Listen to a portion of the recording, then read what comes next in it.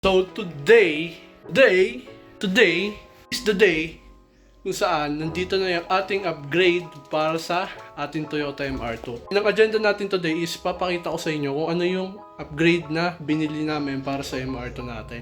So, di ba sabi ko sa inyo noon, magpapakabit na tayo ng bagong shock kasi may tumutunog na. And ngayon na yun. Papakita ko na sa inyo guys. Kung makikita nyo, di ba, stock shock pa rin niya to. So, parang 3 finger gap or 2 finger gap lang to yung likod. And sir, ito 3 finger gap. So, naka 40 series lang to kaya parang mas mas maliit yung gulong niya. And di ba sabi ko sa inyo guys, magko-coilovers tayo or mag-air sauce. And papakita ko sa inyo yung binili natin para dito sa MR2 natin. So, ready na ba kayo? Tara! So, ito yun guys. Bumili tayo ng sports shock na KYB with an Apexy na lowering spring. So, ito yung binili natin. Hindi tayo nag-coil overs kasi unang-una, mag-air suspension tayo ng MR2 natin. Yung gap nito, mas bababa pa. So, magiging 1 finger gap na lang yan, both in rear. Pero sa tingin ko, ito mas bababa to. Kasi mas malaki yung series nitong gulong na to. O tara, linisin muna natin. So yung naging problema nung ating kasi, itong shock mounting na to, ito yung shock mounting na lumalagotok dito sa may harapan niya. Yan. So ito yung kailangan natin.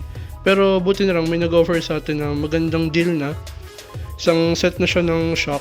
Naka KYB Sports shock na siya. Tapos lowering spring na Apexy. So yun.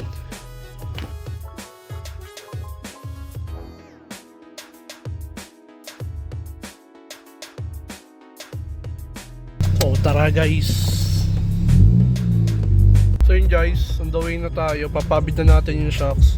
So day 2 to kasi naging busy tayo nung isang araw. And to, dumating na yung ating oil Pertua. Tapos tong oil filter. So yan. Sabay-sabay na rin natin yung papagawa. So papabit muna natin yung shock. Tapos mamaya punta naman tayo dun sa tropa natin kay Kuya Dan. So dun tayo papa change oil, pati paparesil ng oil pan at crankcase.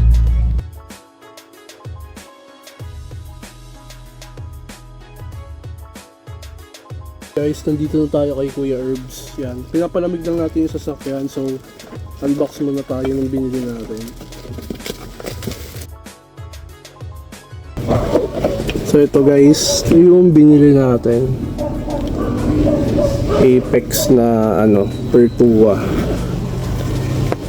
So ito din oil filter kasama na. So unbox din natin. Yan guys. Bali ito to? C10, C110 yan. Ito yung fit sa MR2. So pwede rin ito sa mga pang Vios ito.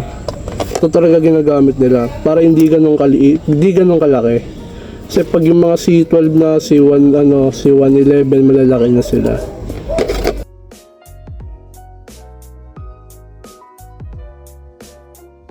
So kung mapapansin nyo, kinakalawang na rin yung ating spring. And papalitin na rin yung ating shock talaga, gawa ng never pa to pinaltan since 96. And yan, binaklas na ni Kuya yung gulong, nilagay na rin sa ilalim. And kung makikita nyo, nabaklas na siya, pati yung stub link. So yung stub link dyan, papalitin na rin siya.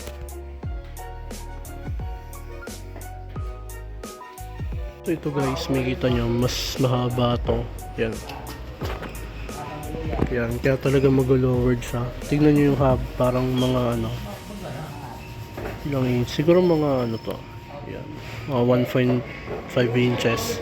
Yung taas nito, so eto, talaga mas bababa siya, so possible magkaroon ng 1 finger gap. Magiging 1 finger gap to. Tapos ito rin sa likod, so titignan natin kung gaano kahaba yung nandun sa may na binabaklas na. So ito guys, nagpalit na rin pala tayong gear oil kasi tingnan nyo. Saan galing ito? So nagpalit tayo. Yan. So pinadrain na natin. So nakabit na lahat ng shocks. Okay na yung shock. So papakita ko na lang sa inyo mamaya yung final outcome niya. So yun guys, ito na siya. Tignan nyo. So bali hindi siya totally one finger gap, bali two finger gap siya. Ganyan siya. Pero okay na tayo doon. Mahalaga hindi tayo sasayad. Tinas ko na rin, wala namang problema doon sa shock.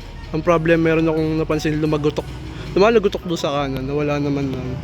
So tignan natin. Tapos kung titignan nyo, nag-negative camber. Kaya nag-negative camber yung harap likod. So papa-refitment na lang natin yan. So yun guys, wrap up for today. Ito muna yung gagawin. Yan, tignan nyo guys. Two finger gap na.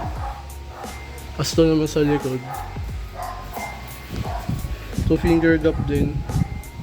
So kung nag 45 din ako dito sa harap, siguro one finger gap lang to.